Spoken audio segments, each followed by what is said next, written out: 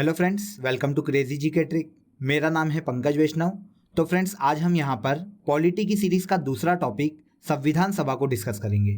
देखिए, इसके पहले हम भारत के संवैधानिक विकास को डिस्कस कर चुके हैं, तो अब हम डिस्कस करेंगे भारत की संविधान सभा को। तो इस वीडियो को ध्यान से लास्ट तक देखिएगा, क्योंकि किसी भी कॉम्पिटिटिव एग्जाम में, चाहे वो स्टेट की एग्जाम हो, चाहे वो सेंट्रल गवर्नमेंट की एग्जाम हो, पॉलिटी के इस टॉपिक से डेफिनेटली क्वेश्चन पूछा जाता है।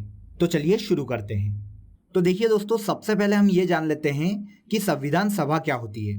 तो देखिए, वो सभा जिसके सदस्यों द्वारा संविधान का निर्माण किया गया है। तो अब क्वेश्चन आता है कि संविधान सभा का विचार सर्वप्रथम कहां से आया। तो देखिए, 1934 में एम.एन. राय ने संविधान सभा का पहली बार विचार प्रस्तुत किया था। ऑफिशियली 1934 में ही स्वराज पार्टी ने मांग की थी कि भारत के संविधान निर्माण के लिए संविधान सभा का गठन किया जाए, जो कि भारत में संविधान का निर्माण करेगी। इसके बाद देखिए, 1946 में भारत के संविधान निर्माण पर अपनी सिफारिशें देने के लिए कैबिनेट मिशन का गठन किया गया, जिसके अध्यक्ष सर पैट्रिक लॉरेंस थे और इसके दो अन्य सदस्य सर स्टेफोर्ड क्रिप्स और ए.बी. अलेक्जेंडर थे। तो देखिए, सर पैट्रिक लॉरेंस की अध्यक्षता वाली कैबिनेट मिशन की सिफारिश के आधार पर ही भारत में संविधान सभा का गठन किया गया और कैबिनेट मिशन की सिफारिश के आधार पर ही भारत में संविधान सभा के सदस्यों की संख्या 389 निर्धारित की गई। देखिए दोस्तों, संविधान सभा की ये जो सदस्यों की संख्या थी, ये भारत की जनसंख्या के अनुपात में थी। उस वक्त भारत की जनसंख्या 39 करोड़ थी।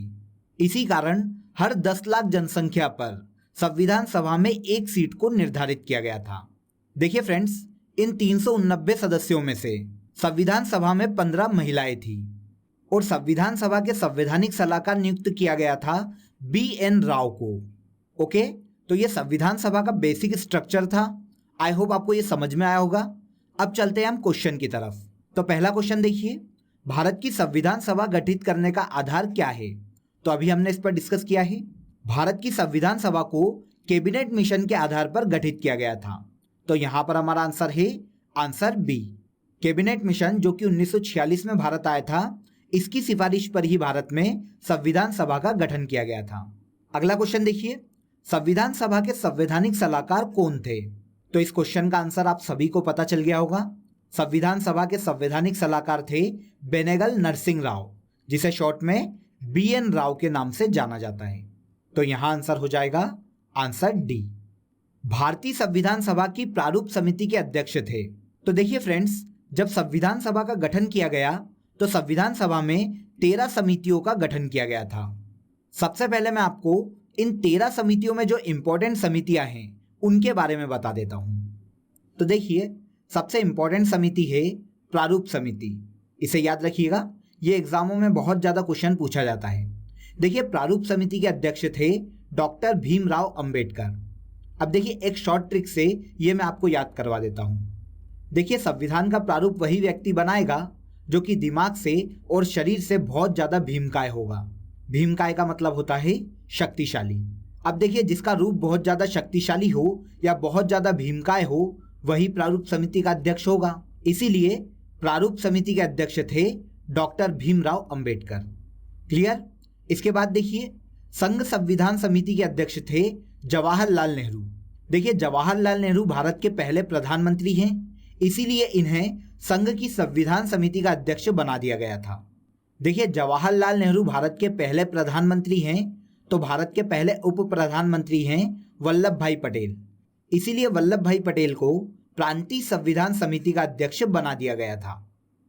तो यहां पर कंफ्यूज मत होना, संघ संविधान समिति के अध्यक्ष थे जवाहरलाल नेहरू और प्रांतीय संविधान समिति के अध्यक्ष थे वल्लभ भाई पटेल। इसके अलावा देखिए, मौलिक अधिकार और अल्पसंख्यकों के लिए जो समिति थी, उसके अध्यक्ष बनाए गए थे सरदार वल्लभ भाई पटेल। तो प्रांतीय समिति और मौलिक अधिकार एवं अल्पसंख्यकों के लिए समिति के जो अध्यक्ष थे, वो थे सरदार वल्लभ भाई पटेल। इसके अलावा देखिए, जो संविधान सभा के अध्यक्ष होंगे वही संविधान सभा में नियम बनाएंगे और वही संविधान सभा का संचालन भी करेंगे। इसीलिए संविधान सभा की नियम एवं संचालन समिति के अध्यक्ष डॉक्टर राजेंद्र प्रसाद को बनाया गया था, क्योंकि ये संविधान सभा के अध्यक्ष थे। अब देखिए, आगे चलकर डॉक्टर राजेंद्र प्रसाद ही भारत के पहले राष्ट्रपति बनाए गए। अब राष्ट्रपति जो होता है उसे भारत का पहला नागरिक माना जाता है। अब भारत का जो पहला नागरिक होगा, झंडा उठाने का अधिकार भी उसी नागरिक को दिया जाएगा। इसीलिए संविधान सभा में झंडा समिति के अध्यक्ष भी डॉक्टर राजेंद्र प्रसाद को ही बनाया गया था। ओके, तो देखिए ये संविधान सभा की कुछ इंपॉर्टेंट समितियां हैं जिनसे एग्जामों में बार बार क्वेश्चन पूछे जाते हैं। तो इन सभी समितियों को मैंने आपको शॉर्ट ट्रिक से याद करवा दिया है। अब कभी भी एग्जाम में अगर इन समितियों से क्वेश्चन आएगा तो आप उसे हमेशा सही करके आओगे। देखिए, अगर आप संविधान सभा की थ्योरी को डिटेल में पढ़ना चाहते हैं तो मैंने एक शॉर्ट ऑडियो बनाया है जिसकी लिंक आपको डिस्क्रिप्शन में दी गई है, जहां से आप उस ऑडियो को सुन सकते हैं, जिससे संविधान सभा से रिलेटेड जितने भी फैक्ट हैं वो आप सभी को और अच्छे से क्लियर हो जाएं। ओके, तो चलते हैं क्वेश्चन पर। तो भारतीय संविधान सभा की प्रारूप समिति के अध्यक्ष कौन थे? तो डॉक्टर भीमराव अंबेडकर। तो यहां पर हमारा आंसर है आंसर सी। चलते हैं अगले क्वेश्चन पर। संविधान सभा के चुने हुए स्थायी अध्यक्ष कौन थे? तो देखिए फ्रेंड्स, 9 दिसंबर 1946 को संविधान सभा की पहली बैठक आयोजित की गई थी, जिसके अस्थायी अध्यक्ष बनाए गए थे सच्चिदानंद सिन्हा, क्योंकि पूरी संविधान सभा में यही सबसे उम्रदराज व्यक्ति थे। लेकिन देखिए, मुस्लिम लीग के विरोध के बाद 11 दिसंबर 1946 को, मतलब 2 दिन बाद ही इसके स्थायी अध्यक्ष बनाए गए थे राजेंद्र प्रसाद। ओके, तो अगर आपसे क्वेश्चन ऐसा पूछा जाए कि संविधान सभा के अस्थायी अध्यक्ष कौन थे, तो सच्चिदानंद सिन्हा, जो कि 9 दिसंबर को बनाए गए थे, और इसके 2 दिन बाद स्थायी अध्यक्ष चुने गए थे राजेंद्र प्रसाद, जो कि 11 दिसंबर को बनाए गए थे। तो यहां पर हमारा आंसर है आंसर सी। नेक्स्ट क्वेश्चन देखिए, भारत के लिए संविधान की रचना हेतु संविधान सभा का विचार निम्नलिखित में से सर्वप्रथम किसने प्रस्तुत किया था? तो देखिए, अभी हमने संविधान सभा का बेसिक स्ट्रक्चर डिस्कस किया है। तो देखिए, संविधान सभा का विचार सबसे पहले किसने प्रस्तुत किया था? तो स्वराज पार्टी ने 1934 में। तो यहां पर हमारा आंसर हो जाएगा आंसर ए। इन व्यक्तियों में से कौन कैबिनेट मिशन का सदस्य नहीं था? तो देखिए, कैबिनेट मिशन जो कि भारत के संविधान निर्माण पर सिफारिशें देने के लिए 1946 में गठित किया गया था, इसके अध्यक्ष थे पैथिक लॉरेंस, और इसके 2 अन्य सदस्य थे स्टैफोर्ड क्रिप्स और ए.बी. अलेक्जेंडर। तो कैबिनेट मिशन का सदस्य कौन नहीं था? तो विलियम वुड कैबिनेट मिशन का सदस्य नहीं था। तो यहां पर हमारा आंसर हो जाएगा आंसर ए। बोलिए, क्लियर है? चलते अगले क्वेश्चन पर। संविधान की प्रारूप समिति के समक्ष प्रस्तावना का प्रस्ताव किसने रखा? तो देखिए फ्रेंड्स, 9 दिसंबर 1946 को संविधान सभा की पहली बैठक हुई, जिसके अस्थायी अध्यक्ष बनाए गए थे सच्चिदानंद सिन्हा। इसके 2 दिन बाद 11 दिसंबर को संविधान सभा के स्थायी अध्यक्ष बनाए गए राजेंद्र प्रसाद, और इसके 2 दिन बाद 13 दिसंबर को जवाहरलाल नेहरू द्वारा प्रारूप समिति के समक्ष प्रस्तावना का प्रस्ताव रखा गया था, जिसे 22 जनवरी 1947 को संविधान सभा द्वारा पारित कर दिया गया था।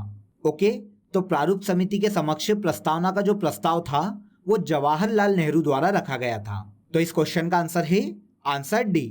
भारत के संविधान का निर्माता किसे माना जाता है?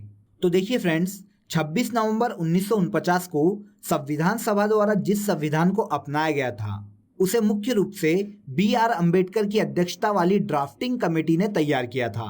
अब क्योंकि भारत का जो संविधान है वो भीमराव अंबेडकर की प्रारूप समिति की देन है, इसीलिए संविधान का निर्माता B.R. अंबेडकर को कहा जाता है। तो यहां हमारा आंसर हो जाएगा आंसर बी। चलते हैं नेक्स्ट क्वेश्चन पर। भारतीय संविधान सभा में महिला सदस्यों की कुल संख्या कितनी थी? तो देखिए, शुरुआत में ही हमने इस पर डिस्कस किया है। भारत की संविधान सभा में 389 सदस्य थे, जिसमें से 15 महिला सदस्य थी। तो यहां पर हमारा आंसर हो जाएगा आंसर डी। भारत की संविधान सभा में 15 महिलाएं थी। अगला क्वेश्चन देखिए, संविधान सभा की पहली बैठक की अध्यक्षता किसने की? तो इसके बारे में आप सभी को पता चल ही गया होगा। 9 दिसंबर 1946 को संविधान सभा की पहली बैठक आयोजित की गई थी, जिसके अस्थायी अध्यक्ष बने थे सच्चिदानंद सिन्हा। तो यहां पर हमारा आंसर हो जाएगा आंसर सी। संविधान सभा की जो पहली बैठक हुई थी उसकी अध्यक्षता की थी सच्चिदानंद सिन्हा ने। निम्नलिखित में से कौन अगस्त 1946 में गठित प्रथम अंतरिम राष्ट्रीय सरकार का सदस्य नहीं था? तो देखिए दोस्तों, 1946 में गठित अंतरिम राष्ट्रीय सरकार में सी राजगोपालाचारी जो थे वो भारत के शिक्षा मंत्री थे। इसके अलावा डॉक्टर राजेंद्र प्रसाद भारत के खाद्य एवं कृषि मंत्री थे। और अगर हम जगजीवन राम की बात करें तो ये अंतरिम सरकार में भारत के श्रम मंत्री थे। तो इस प्रकार डॉक्टर एस राधाकृष्णन अंतरिम सरकार में किसी भी पद पर नहीं थे। तो यहां पर हमारा आंसर है आंसर सी। क्लियर? अगस्त 1946 में गठित प्रथम अंतरिम सरकार में डॉक्टर एस राधाकृष्णन किसी भी पद पर नहीं थे। आगे चलते हैं। स्वतंत्र भारत की संविधान सभा के अध्यक्ष कौन थे? तो देखिए फ्रेंड्स, 11 दिसंबर 1946 को राजेंद्र प्रसाद संविधान सभा के अध्यक्ष बनाए गए थे और वो अंत तक संविधान सभा के अध्यक्ष रहे थे। तो यहां पर हमारा आंसर हो जाएगा answer B. Doctor Rajendra Prasad स्वतंत्र भारत की संविधान सभा के अध्यक्ष थे। निम्नलिखित में से संविधान सभा की संघ संविधान समिति का अध्यक्ष कौन था? तो देखिए, अभी हमने सभी इंपॉर्टेंट समितियों पर डिस्कस किया था। तो संघ संविधान समिति के अध्यक्ष कौन थे? जवाहरलाल नेहरू। तो यहां पर हमारा आंसर है आंसर सी।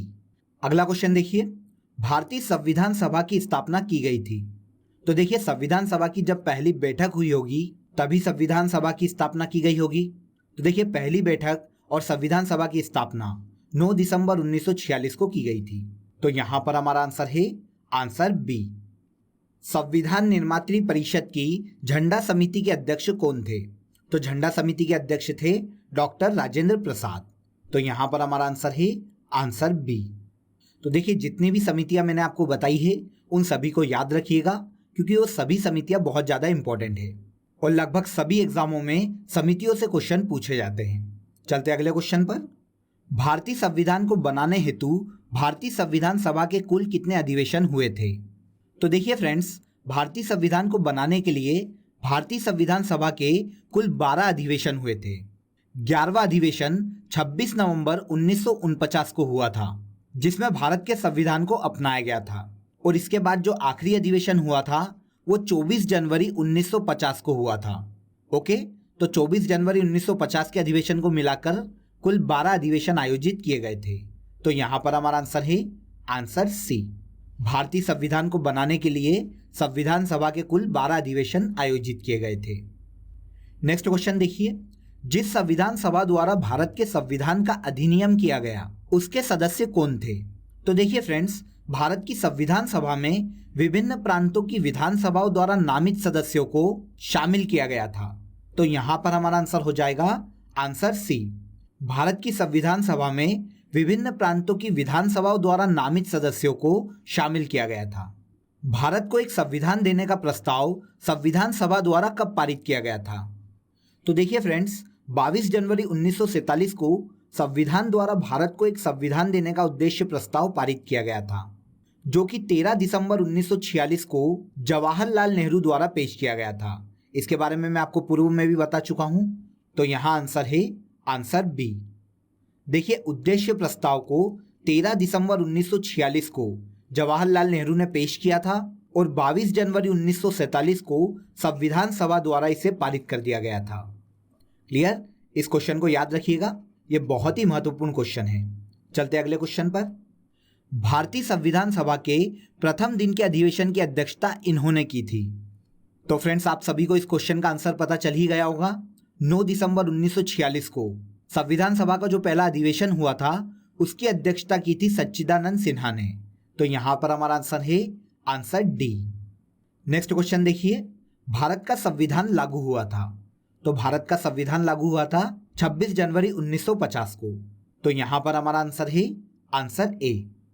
यहां पर एक और इंपॉर्टेंट चीज को ध्यान रखिएगा दोस्तों, कि भारत की जो संविधान सभा थी वो 2 साल 11 महीने और 18 दिन तक चली थी।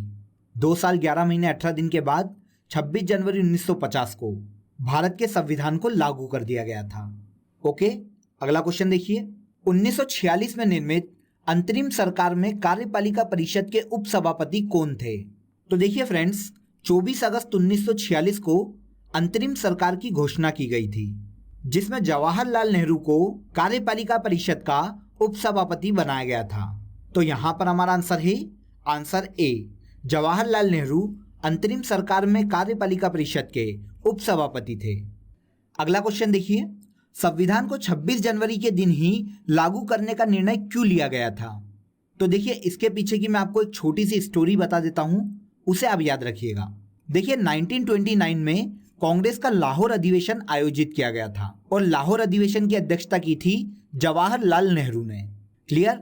तो सबसे पहले इसी फैक्ट को याद रखिएगा कि 1929 में कांग्रेस के लाहौर अधिवेशन की अध्यक्षता की थी जवाहरलाल नेहरू ने और इसी अधिवेशन में कांग्रेस की ओर से पूर्ण स्वराज की मांग रखी गई।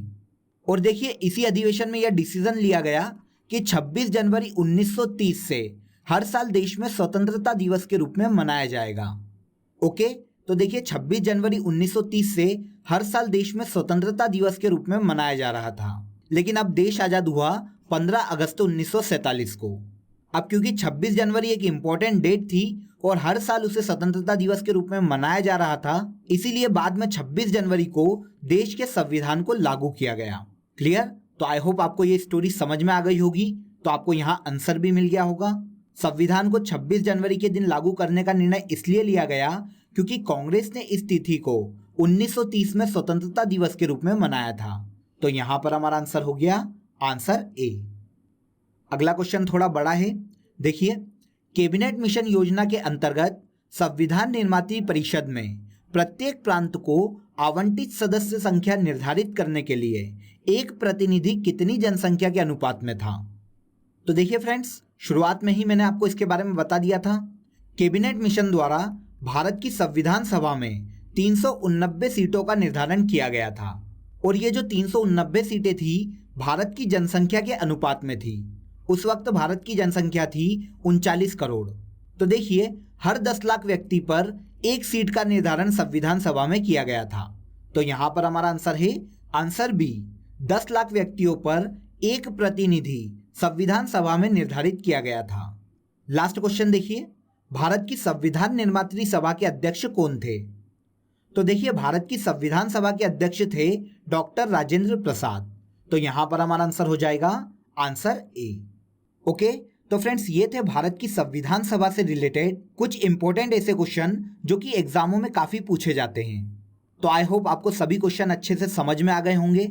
अगर आपको ये वीडियो पसंद आया हो तो वीडियो को लाइक करें, शेयर करें और हमारे चैनल को सब्सक्राइब जरूर कर लें ताकि आने वाले जो वीडियो हैं वो आप तक आसानी से पहुंच सके। आपसे फिर मुलाकात होगी नेक्स्ट वीडियो में। बने रहिए हमारे साथ। जय हिंद।